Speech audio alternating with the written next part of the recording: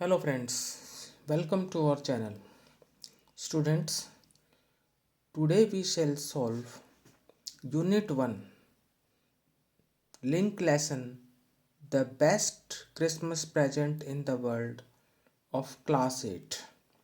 This is a Class 8th book of Haryana Board of School Education. तो students आज हम HBSC की class 8th की workbook उसकी unit 1 link lesson the best Christmas present in the world को solve करेंगे। तो आइए स्टार्ट करते हैं आज का वीडियो। ए में है see the calendar and answer the following questions. आप कैलेंडर को देखें और फॉलोइंग क्वेश्चंस को सॉल्व करें, उनको आंसर दें। फर्स्ट है which month has the maximum number of holidays. किस माह में सबसे अधिक अवकाश हैं। आप जो है हॉलीडेज की लिस्ट देखेंगे तो आपको पता लग जाएगा कि हॉलीडेज की लिस्ट आपको अभी फ़िलहाल वीडियो में दिखाई नहीं दे रखी है, लेकिन जैसे ये जो मंथ लिख रखे हैं जनवरी, फरवरी, मार्च, अप्रैल, मई, जून, जुलाई, अगस्त, सितंबर, अक्टूबर, नवंबर, दिसंबर, इनके नीचे हॉलीडेज की लिस्ट है। और हॉलीडेज की लिस्ट देखते हैं तो हमें पता लगता है कि October has the maximum number of holidays. अगला है on which days of the month do the following holidays fall. निम्नलिखित अवकाश किस माह में तथा कौन सी तारीख पर होते हैं। ये है आपका अगला question. A Gandhi Jayanti. Gandhi Jayanti falls on 2 अक्टूबर। B Independence Day. Independence Day falls on 15 August. C Republic Day. Republic Day falls on 26 January. D Guru Nanak's birthday. Guru Nanak birthday fall on 10th November. Guru Nanak's birthday falls on 10th November. अगर हम calendar देखते हैं तो हमें ये पता लगता है। तो स्टूडेंट्स वैसे भी गांधी जयंती, इंडिपेंडेंस डे, रिपब्लिक डे, ये तीनों तो फिक्स डेट्स हैं और ये हमारे नेशनल फेस्टिवल्स भी हैं। आगे बढ़ते हैं। Third question Diwali will be celebrated dash days after Dussehra. Diwali दशहरे के डैश दिन बाद मनाई जाएगी। तो हमारा आंसर होगा 20। Diwali will be celebrated 20 days after Dussehra. Question 4 है which months have full moon on consecutive days. कौन से महीनों में लगातार जो है पूर्णिमा होगी। तो स्टूडेंट्स ये मंथ्स हैं फरवरी and March. Now fifth one which holidays oblique festivals fall on Amavasya. अमावस्या को कौन सा पर्व है, वो है Diwali. Answer is Diwali. Now students working with language vocabulary शब्द भंडार। A match words from the text with their meanings. शब्दों का उनके अर्थों से मिलान करो। First one is garage. तो स्टूडेंट्स गैरेज का मतलब होता है a place where you can get your car repaired. तो फर्स्ट आपका जाएगा बी से। Second brute. ब्रूट का मीनिंग होता है students violent and rough. Brute जाएगा आपके एच से। फिर third orchestra. Orchestra means large group of musicians who play A variety of instruments. तो ऑर्केस्ट्रा आपका मैच होगा ई से। Now fourth one dump. Dump means unload something quickly and carelessly. तो fourth जो आपका डंप है ये मैच होएगा डी से ही। Now resolve. रिजॉल्व का मतलब होता है समाधान करना। इस इंग्लिश में कहेंगे टू फाइंड ए सॉल्यूशन। तो रिजॉल्व मैच होगा जी से। ग्लो। ग्लो का मीनिंग होता है strong feeling of being happy. तो ग्लो मैच होगा ए से। फिर आपका है मैट्रन। मैट्रन आपका जो है मैच होगा women in charge of nurses. जो नर्सिस की जो वुमेन इन चार्ज होती है उसको मैट्रन कहते हैं। तो मैट्रन मैच होगा एफ से। फिर है parapet. Parapet means low protective wall along the edge of a roof, bridge etcetera. तो पैरापेट मैच होगा आपका सी से। Parapet will match with C, low protective wall along the edge of a roof, bridge etcetera. तो हमने जो है ये जो वर्ड्स थे उनके मीनिंग्स के साथ जो है मैच किया है। Now B, make sentences with the words given below. First garage, इसका सेंटेंसेस होगा the garage door behind him opened and he whirled. You can make your own sentences also. Brute, he is a brute to his children, means he is violent and rough to his children.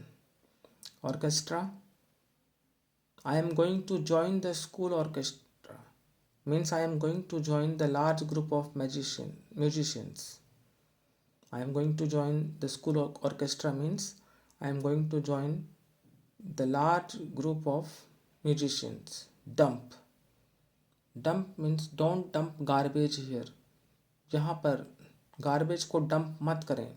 Resolve, as I told you to find a solution, I give you 5 minutes to resolve the issue. मैं तुम्हें 5 minute देता हूँ इस मामले को resolve करने के लिए, इसका समाधान ढूंढने के लिए।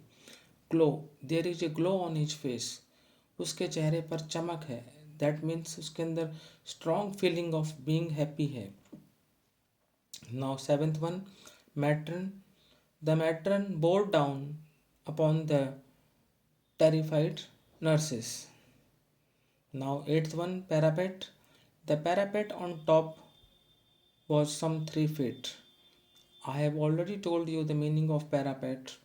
Low protective wall along the edge of a roof, bridge, etc. Now grammar. A, prepositions are also known as position words. Some commonly used prepositions are given below. See prepositions. There are 3 types given here: time and date, place, motion. Time and date के जो prepositions होते हैं वो होते हैं at, on, in, for, before और after. They show time and date. Now prepositions related to place: at, in, on, between, among. तो आप देख रहे हैं at, in और on जो टाइम एंड डेट के लिए भी यूज होते हैं और प्लेस के लिए भी यूज होते हैं। अब मोशन वाले prepositions into, across. फर्स्ट आपका जो है क्वेश्चन है, fill in the blanks in the following sentences with the prepositions given in the box. Box में दिए गए preposition से निम्नलिखित रिक्त स्थानों की पूर्ति करें। तो prepositions दे रखे हैं आपको बॉक्स में: to, at, on, in, for, of, into. Example, she waited for him from morning to evening. उदाहरण, उसने उसका सुबह से शाम तक इंतजार किया। सुबह से शाम तक इंतजार किया तो उसके से के लिए कहेंगे क्या? From morning to evening. A, India became independent dash 15 August. भारत 15 अगस्त 1947 को आज़ाद हुआ. प्रेपोजिशन ऑन आएगा यहाँ पर. B, Shambhu is going dash school. Shambhu school जा रहा है तो going to school, to preposition. C, I bought this book dash ₹20. मैंने यह बुक 20 रुपये में खरीदी. फॉर प्रीपोजिशन आएगा. D hurry up, the train leaves at 6:30 PM, जल्दी करो गाड़ी 6:30 रवाना होती है, तो leaves eight preposition. E father is not dash home, पिताजी घर पर नहीं है। एट होम, यहाँ पर एट का यूज जो है वो प्लेस के लिए हुआ है। इससे पिछले में जो है the train leaves at 6:30 PM, ये टाइम के लिए यूज हुआ था। अगला, she is fond dash dolls, वह गुड़ियाओं की शौकीन है। फॉन्ट के बाद प्रेपोजिशन ऑफ का यूज होता है। The frog jumped dash the well, मेंढक कुएं में कूदा। तो students, frog jumped dash the well है, तो frog jumped into the well, तो जम्प्ड इनटू यूज होता है। और वैसे भी जो इनटू जो है वो प्रेपोजिशन ऑफ मोशन है। The book is dash the drawer, पुस्तक जो है वो ड्रॉवर के अंदर है। तो इन प्रेपोजिशन और इन और इनटू, जैसे मैंने बताया था कि ये मोशन वाले प्रेपोजिशंस हैं। तो हमने जो है यहाँ पर प्रेपोजिशंस का जो क्वेश्चन था, fill in the blanks in the following sentence with the preposition given in the box, इसको यहाँ पर सॉल्व किया है। Question 2, pick out suitable prepositions from the brackets and fill in the blanks. Now question 2, pick out the suitable prepositions from the brackets and fill in the blanks. Monday is the first dash of the week. Monday जो है सप्ताह का पहला दिन होता है। इन और of में से क्या आएगा? Of. Sunday is the last day dash the week, Sunday जो है वीक का लास्ट डे होता है। ऑफ और एट में से क्या आएगा? Of. Monday comes dash Tuesday, Monday Tuesday से पहले आता है, तो सीधी सी बात है नियर नहीं आएगा, बिफोर आएगा। तो नियर और बिफोर में से क्या आएगा? Before. The third day of the week is Wednesday, it comes dash Tuesday, सप्ताह का तीसरा दिन वेडनेसडे होता है और यह ट्यूसडे के बाद आता है। तो आपको दे रखे हैं इन और आफ्टर, तो इन और आफ्टर में से क्या आएगा? आफ्टर। आफ्टर का मतलब क्या होता है? के बाद। Saturday comes dash Friday and Sunday, तो सैटरडे जो है वो फ्राइडे और संडे के बीच में आता है। तो बीच में के लिए दो चीज़ों की बात हो रही है, तो बिटवीन का यूज करेंगे। तो बिटवीन और अमंग में से हम क्या लगाएंगे? Between. But the best day dash all the days is Sunday because it is a holiday, लेकिन सभी डेज में से जो बेस्ट डे होता है वो संडे होता है, क्योंकि उस दिन छुट्टी होती है। तो क्योंकि सभी डेज की बात की जा रही है, दो से ज़्यादा हो गए, तो क्या आएगा? Among. But the best day among all the days is Sunday because it is a holiday. Now be, replace the underlined words with suitable verbs from the box. Underlined words को बॉक्स में से suitable verb से replace करना है। तो box में जो words दे रखे हैं वो है raced, stumbled, remembered, decided, whispered, soared, jogged, denied, exclaimed और बाथ्ड। फर्स्ट सेंटेंस है, I am so proud of you, mother said in a tone of surprise and delight. तो students, said in a tone of surprise and delight के लिए जो word use होगा वो होगा exclaimed. आप देख रहे हैं कि गिवन वर्ड है एक्सक्लेम्ड, ये आपका वन में आएगा। किसमें आएगा? वन में। आई am so proud of you, mother exclaimed.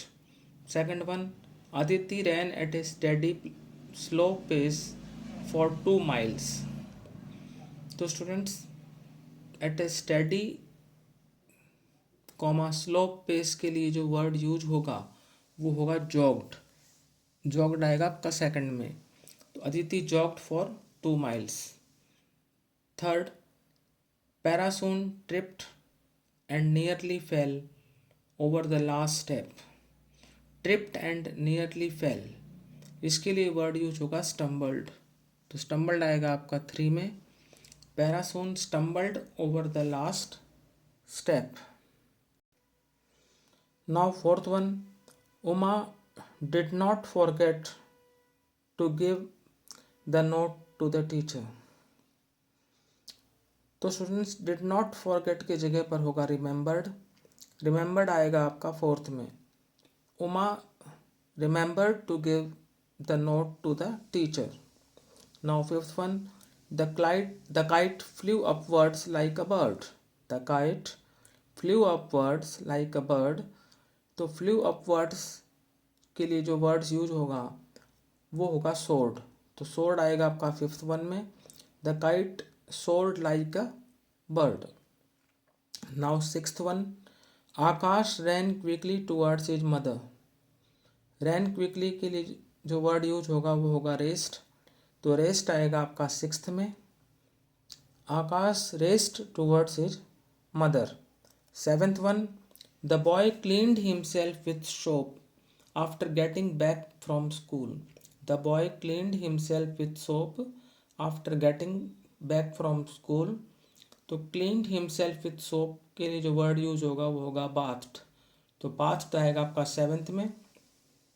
The boy bathed after getting back from school.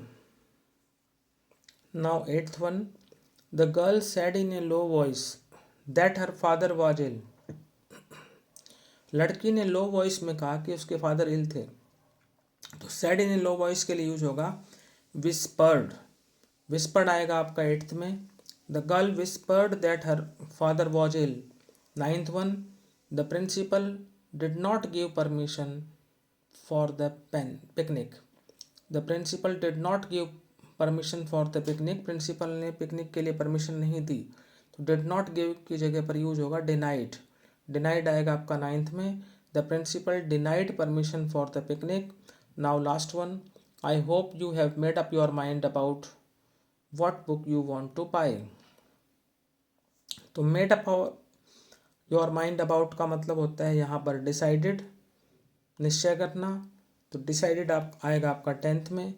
I hope you have decided what book you want to buy. So students, today we solved Unit 1 of Class 8 English Workbook Exercises। यदि आपको हमारा आज का video पसंद आया तो इसे like करें, शेयर करें और हमारे चैनल को सब्सक्राइब करें। Thank you.